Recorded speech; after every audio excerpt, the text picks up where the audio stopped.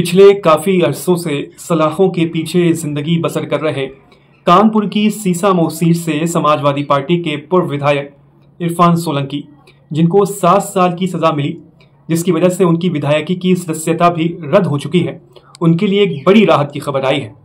एक बांग्लादेशी नागरिक जिसका नाम रिजवान है, उसको भारत में रुकने के लिए फर्जी दस्तावेज बनवाने में मदद करने में इरफान सोलंकी समेत 3 लोगों को जमानत मिल गई है।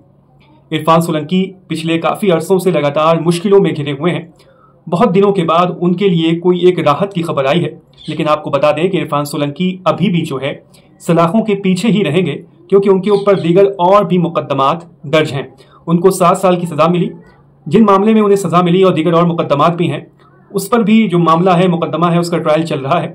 उन्होंने सजा पर रोक लगाने की मांग भी की है, जो कि थोड़ा मुश्किल नजर आ रहा है। अगर सजा पर रोक नहीं लगती है तो उनके सीट सीसामऊ में दोबारा उपचुनाव होने वाला है, उनकी सीट पर उपचुनाव होने वाला है।